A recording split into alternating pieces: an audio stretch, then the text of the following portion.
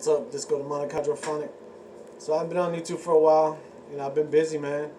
I've been doing this convocation um, by, I don't know if I should name any names, Sorsha, Renarius, and Curtis Joseph have on Facebook. They've been doing this. They set up this convocation with sigils and everything, man. And it's honestly it's been great. Today I think is day 52 of it, so I've been really busy with that, just writing ritual every day, and interpreting gnosis afterwards and stuff, and then work. Everything's just been really busy, so I haven't made any videos.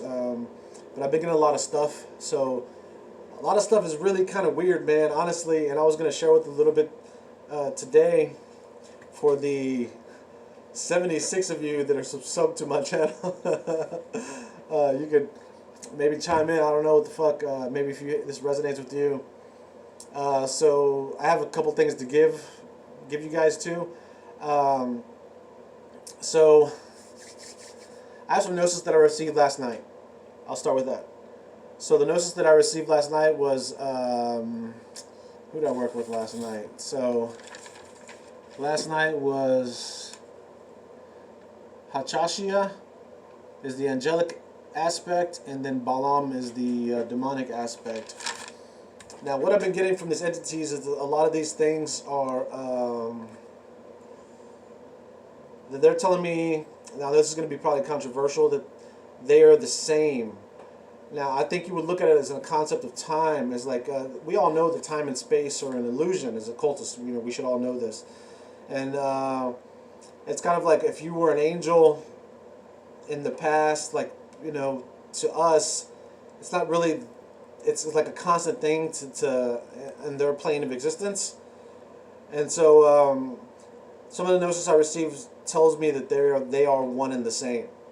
So these entities, like the 72 angels of Shemha Meforash, are also the 72 demonic entities of the Goetia. Is the gnosis I'm getting as that I'm interpreting it as of right now. And it took me a while to actually. This is part of the reason why I haven't made a video, because it was very confusing to me. I'm like, well, this is kind of tripped out, bro. But when I look at it underneath the concept of like how time and space are an illusion, like how you're gonna say Lucifer used to be an angel, and then now he's a demon. You know what I'm saying? It's like, what do you mean used to if time doesn't exist for them, right? And so I think that helped me kind of wrap my head around it a little bit more to get an understanding of what they're trying to tell me.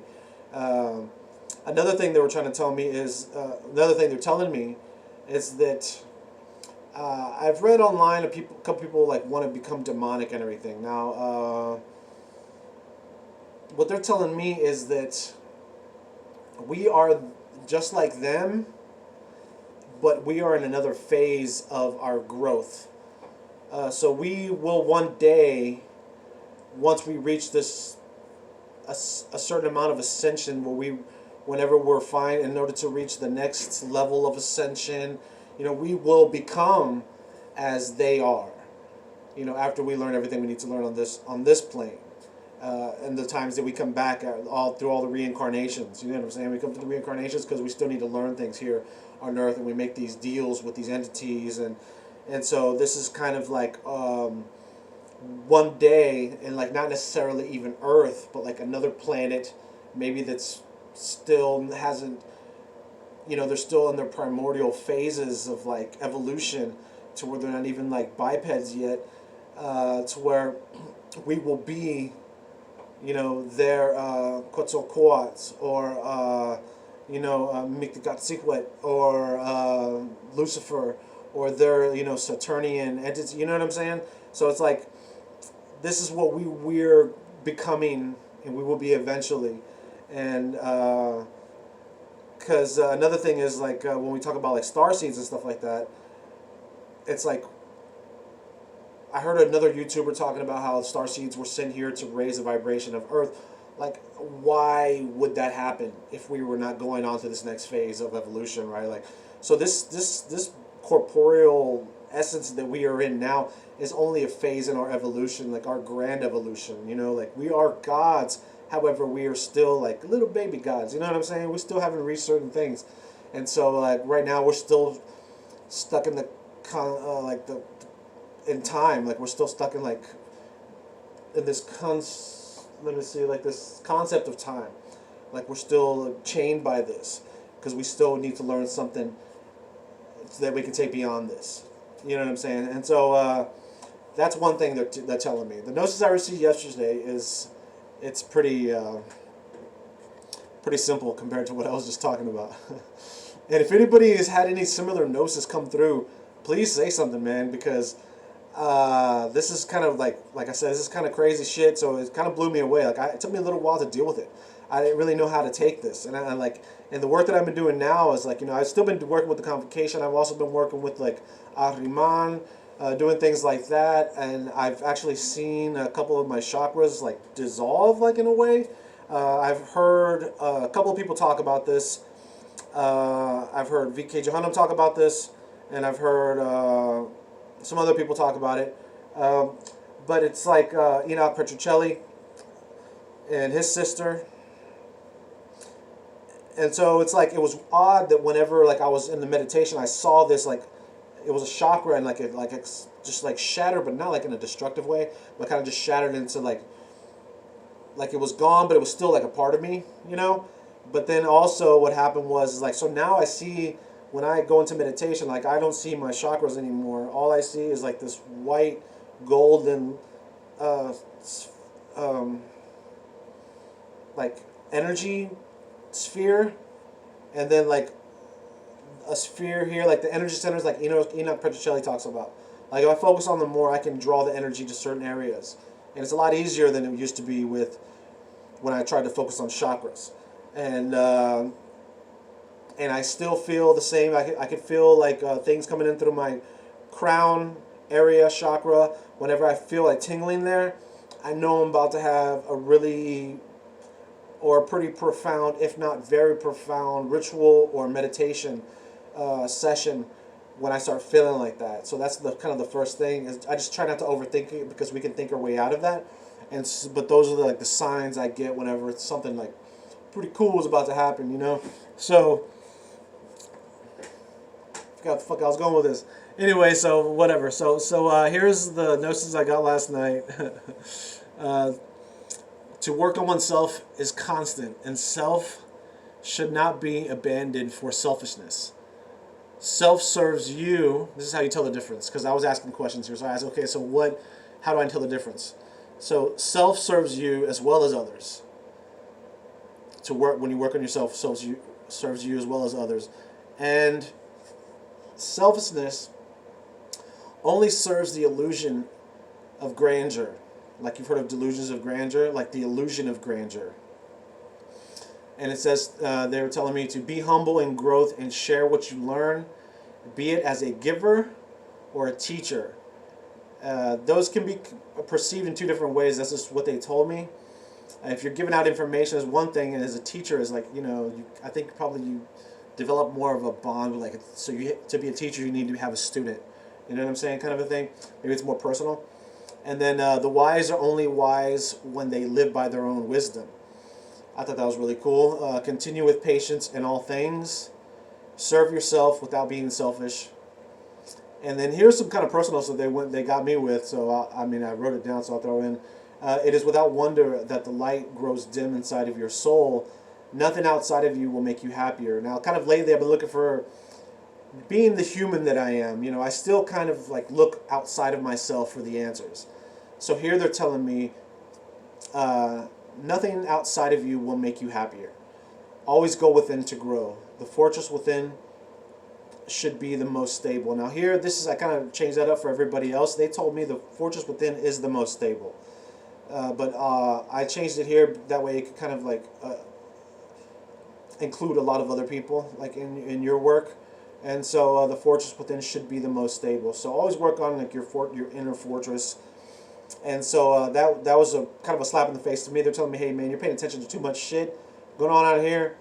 You need to really focus on like more of like what's going on in here. And so I've been doing that. And today, because I got this notice last night, today I had a pretty good meditation session. And yeah, and okay, so that's all of that. I know I'm kind of That was kind of rambling. Hopefully, it makes some sense to somebody. And if it resonates with you, man, please like say something, bro, or whatever, or sis, bruh. And here's I got a sigil and a mantra. This was a while back, and I actually, when I used it, and I still use it, I actually incorporated it in all my rituals now. So it's I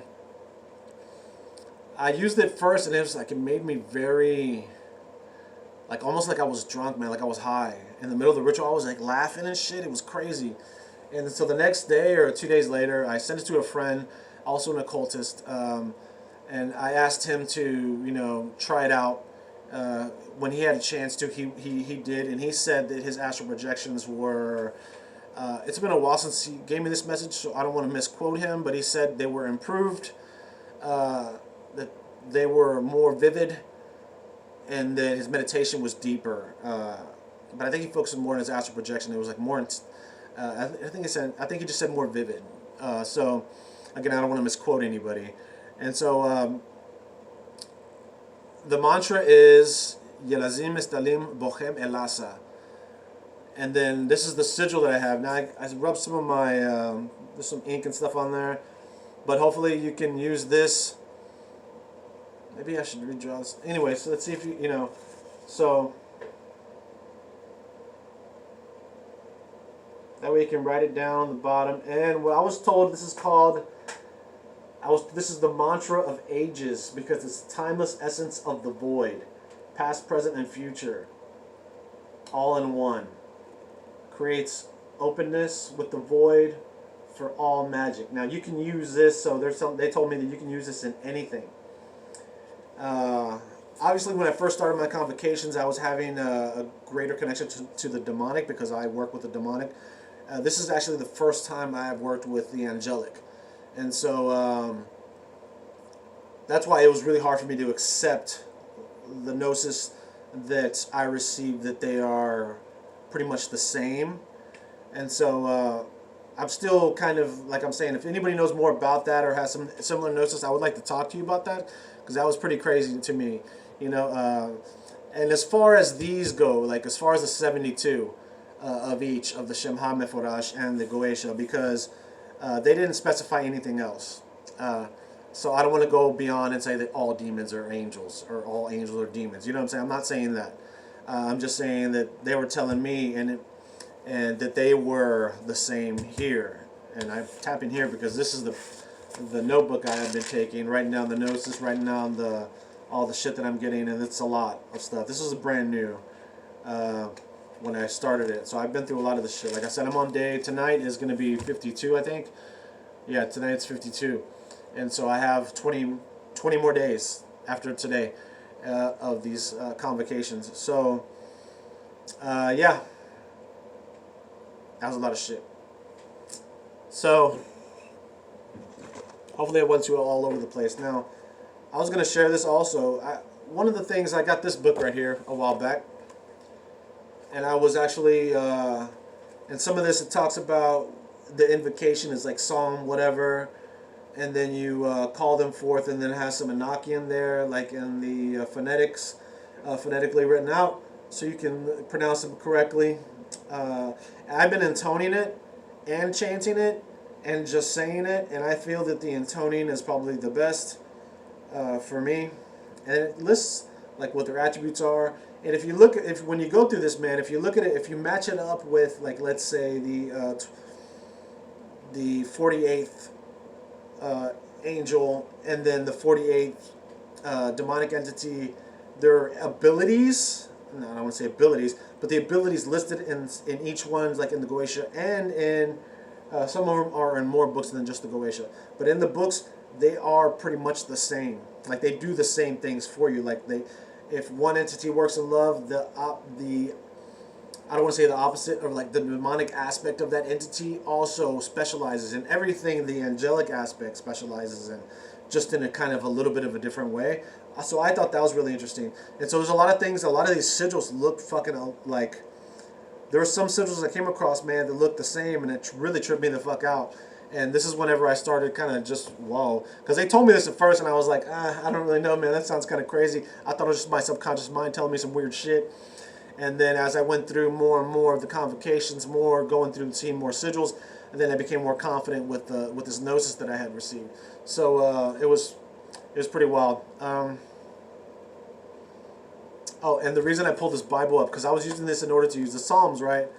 And I'm going to explain to you how I got this Bible. Like, whenever I was dying, I was in this halfway house because, like, I had nowhere to live, and, like, the insurance was covering.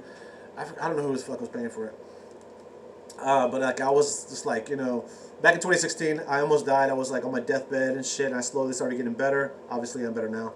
But, so that was my near death, and I went through death. I was, like, there, man. They were telling me I wasn't going to last 6 months. I'll make a video talking about my story if anybody wants to see it. I mean, to me, it's kind of irrelevant, but some people are interested in shit like that. So I just know that whenever I'm like watching videos and somebody starts talking about their story, I'm like, just get to the magic, motherfucker. You know, it's like, I don't give a fuck. I'm trying to find where this is at. Anyway, well, this guy gave me this little bitty Bible, this Bible, right, this New Testament, because they always give you this shit. And I thought it was funny because, oh man, I had it. Oh, here it is. Yeah. I thought it was funny because inside of the pages, I don't want to put it too close because I don't want to incriminate myself. There's a motherfucking meth recipe in this motherfucker. It's like written in the pages. And like, I don't know if this dude knew that there was a meth recipe. It starts in Revelation. I was like, man, that looks like a fucking meth recipe. So there's a meth. It tells you how to make meth in this motherfucker. And some of the pages are torn out. But yeah, dude, it's like, I was like, what the fuck? So that was pretty funny. I just wanted to share that. That's why I've kept this Bible, and it came in handy with this. I don't do the Psalms anymore when I'm doing the invocations, but it's like it was pretty funny. So I think I have rambled on enough. Later. Thanks for watching.